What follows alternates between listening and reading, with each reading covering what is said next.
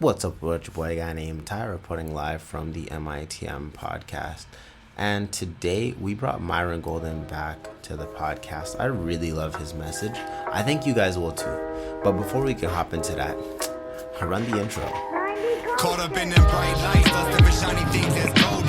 Everything ain't always what it seems, let it soak in. Chasing my dreams, coming apart at my seams. Best believe that the money is the motive. All right. Welcome back to another episode of the MITM podcast. Before we hop into it, I want to remind you guys that the Financial Basecamp Challenge is one of the greatest tools that you can add to your toolbox to ensure that you master your finances so you can live your dream life in 5 days or less. So when you can listen to this audio, but while you listen to this audio, click the link below in the description. Check out the 5-day Basecamp Challenge. It is the main sponsor for this channel. It allows us to continue to do this podcast, and it'll also help you with your framework. Okay, the framework that you have and the way that you look at your life will decide your life. So with that being said, I'd love for Myron to take it away. The difference between success and failure is people who succeed focus on intention, people who fail focus on distraction. And what's really interesting is it doesn't matter in which direction they look, they're still focused on the same thing. A person who succeeds, they look back to the past, guess what they see? They see intention. Oh, that thing happened to me to get me ready for the thing I'm now doing. That thing happened to me to get me ready for the thing I'm going to do. So I'm not a victim. I am not a victim of the thing that happened in the past. I'm a product of the thing that happened in the past. So now, I just finished this book yesterday. I've been like going. So I was at this mastermind in Mexico, and a guy speaking there. His name's Dr. Benjamin Hardy, and he's the co-author of Who Not How, with Dan Sullivan. And so Who Not How is a book that basically the premise of that book is like if you're focused on trying to figure out how to do the thing that's missing in your business, in your life, and your whatever, you're focused on the wrong thing. You shouldn't be focused on the how, you should be focused on the who. So a lot of people are focused on, how do I sell more of my stuff? Before you do that as an entrepreneur, like time out. Why don't you figure out who you should be selling to in the first place? Like who should I be selling to is way more important than how do I sell. Because the who you're selling to is going to determine how you sell. Right? But most people never and believe it or not, coaching thousands of entrepreneurs, the hardest thing for them to decide is who they're going to help and how they're going to help them. How do you have a business? Like you have to know that. You have to know who you can help. You have to know how you can help them. If you don't know those two things, like you're a wandering generality.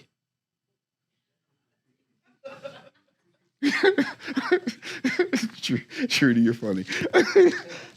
So you need to have focus. So you need to focus on figuring out how to turn everything in your past into a positive catalyst for your current life, for your current experience of life. So what does that mean? That means you have to look at everything that's happened in the past and realize that none of it happened to you and all of it happened for you.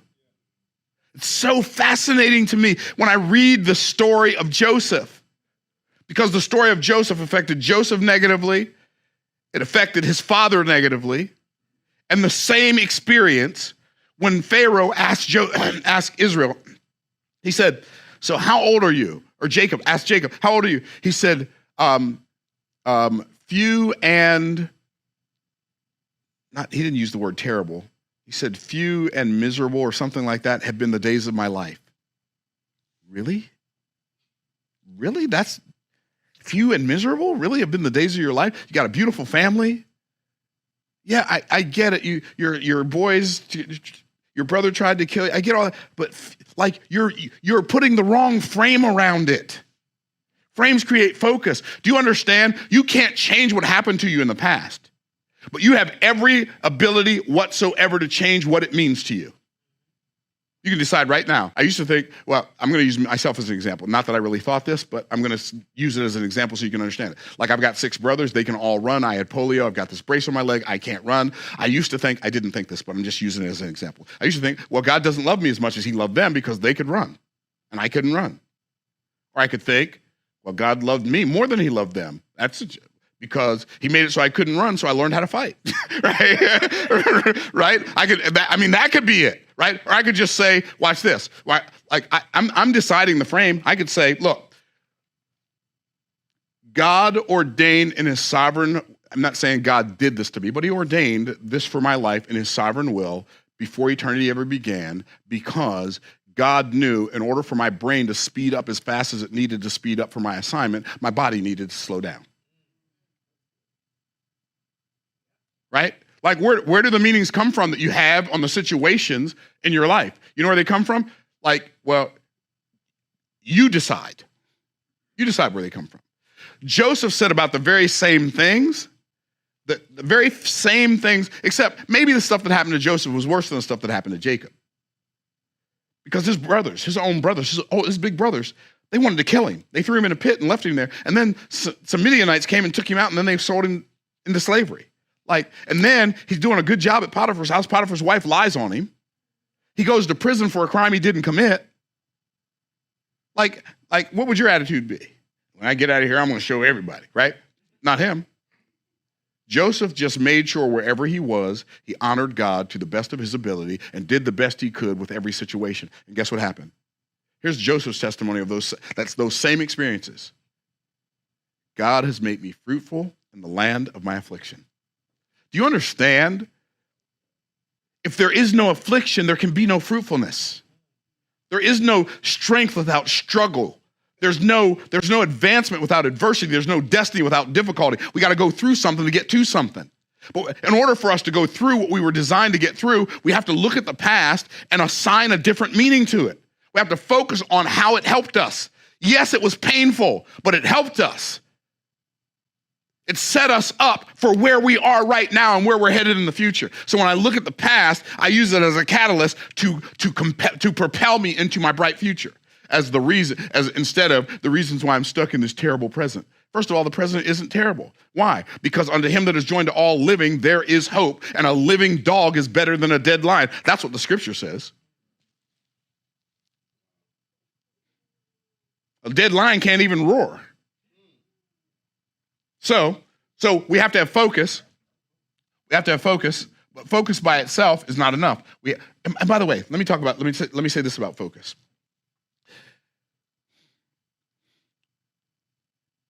What our focus on the future determines our actions in the present. So I'm going to tell you something now. If you live mostly focused on the past and trying to keep things the way they were, you are literally performing an exercise in futility, because the only constant in life is change. So how can my life get better because of the change? And how can I take advantage of the change instead of me fighting to try to keep things from changing? Are y'all tracking? Now, when I look to the future, I have to make sure that, first of all, when I look at the future, am I seeing something that's real, or am I just, do I get to see something that's there, or am I just seeing it in the eyes of my imagination? Where am I looking at the future? I'm looking at it in my mind, which means I'm the only person who determines what the future looks like to me. Are y'all tracking? Because I made it up. Anything I tell myself about a future outcome, I made it up. Well, if I'm going to make up outcomes about the future, it stands to reason that I might as well make up outcomes that serve me and empower me instead of making up outcomes that disempower me and don't serve me. Because I'm making it up. I mean, I'm gonna build a $100 million business. Okay, but I made that up. I could never make $100 million. I made that up.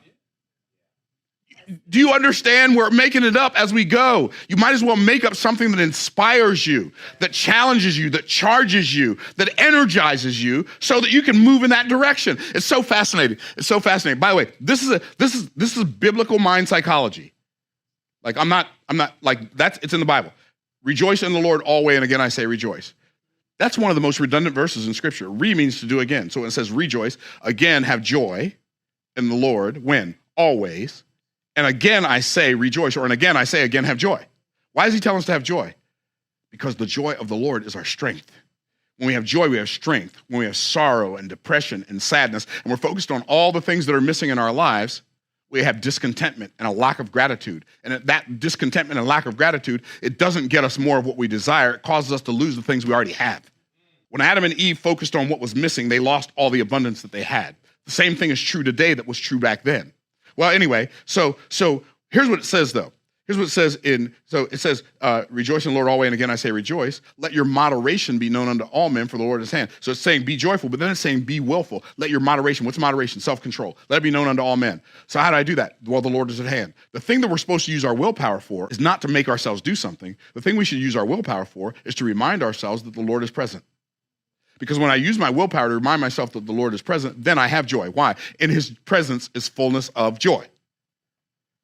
Why? Now I'm empowered. Why? Because I know who I am based on whose I am. Because when I'm with him, he shows me who I am. Because my identity comes from him. I don't have the identity of the world. I don't have the identity of Myron. I have the identity of God. I am who he knows I am. How many of y'all tracking? So what we want to do is we want to make sure that we're operating from that place where when I'm looking at the future, I'm drawing on a future that's empowering me. Wrap your mind around this. Focus on the future, focus on a future outcome that empowers you. And that will give you strength. How do you know that focusing on a future outcome that you desire empowers you in the present? Because it says it in Hebrews chapter 12. Wherefore, seeing we are compassed about with so great a cloud of witnesses, by the way, that's not talking about people up in heaven watching us. It's talking about their testimony to us of the benefits of having faith, whether we experience the benefits of that faith in this life or whether we don't, because it says some having died in faith, not having received the promise, right? So we know that everybody, having faith does what faith does. Faith makes my life better. It doesn't always make my circumstance better. Just know that, okay? And we've all believed for somebody being healed and that person wasn't healed. We've all believed that somebody was going to be healed and they died. We've all had that experience. Why? Because it is appointed unto man once to die, and after this is judgment. God is sovereign. And there's no prayer I'm going to pray opposing the will of God and it's going to be answered with a yes. Okay, so just understand that. So when I look to the future, wherefore we're seeing we are compassed about with so great a cloud of witnesses, let us lay aside every weight. Guess what that word weight means? It means burden. So I'm supposed to put down every burden and what? Lay it aside every weight and the sin that does so easily beset me. What's the sin that does so easily beset me? The sin of doubt. Because the whole chapter leading up to that was talking about faith. So the sin that so easily besets me is the sin of doubt. Beset means to stop. So the sin that stops me is doubt. And then it says, so how do I do that? How do I put down the weights? How do I lay aside the sin that does so easily beset me? I do it like this. Looking unto Jesus, that's what it says next, right? The author and finisher of our faith. Now, that's not the key in that passage. You want to know the key in that passage? Looking unto Jesus, author and finisher of our faith, here's the key. Who for the joy that was what? Set before him. That gave him the ability to endure the cross of his present, despising the shame, and is now set down on the right hand of the throne of God. So Jesus himself, the scripture says, he focused on the joyful anticipation of the outcome he desired more than the current pain of the present circumstances. And when I learn to intentionally focus on the joyful anticipation of the outcome I desire, instead of the anxious apprehension of the outcome I don't desire, then I have the power to endure. So focus. I'm going to give you the other two. I don't have time to go into them right now.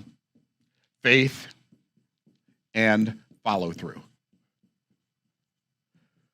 So faith is not, see, one of the reasons your faith is so wavering, because you have faith in faith. You need to stop having faith in faith and start having faith in the one who is faithful. You need to start having faith in the God who cannot lie, and then operate as if everything he told you is truth. Not just true, but truth. There's a difference between what's true and what's truth. What's true is Myron's in Tampa. That's true, but it's not truth. Because later this month, I'll be in Orlando. I'll no longer be in Tampa. What's truth cannot change. So God cannot lie. And if he said something, it is what it is. And so here's what I'm going to end on. Here's what God told me in his word. He didn't whisper it in my ear. It was in the book. Psalms 1. Blessed is the man that walketh not in the counsel of the ungodly, nor standeth in the blessed is the man that walketh not in the counsel of the ungodly, nor standeth in the way of sinners, nor sitteth in the seat of the scornful. But his delight is in the law of the Lord, in his law, and his principles, in his promises, in his precepts, in his practices, in his law doth he meditate day and night. He shall be like a tree planted by the rivers of waters that bringeth forth his fruit in his season. His leaf also shall not wither. And whatsoever he doeth shall prosper. prosper. Prosperity is a Bible word. It comes straight from God, and I love prosperity. God is a God of abundance. All right, and that concludes today's episode with Myron Golden. I hope y'all got a lot of value from today's episode. Remember to check out the FBC challenge in the link down below. And that's pretty much it. I'll see you tomorrow. Peace. Give them that creme de la creme whenever I spit that hot shit.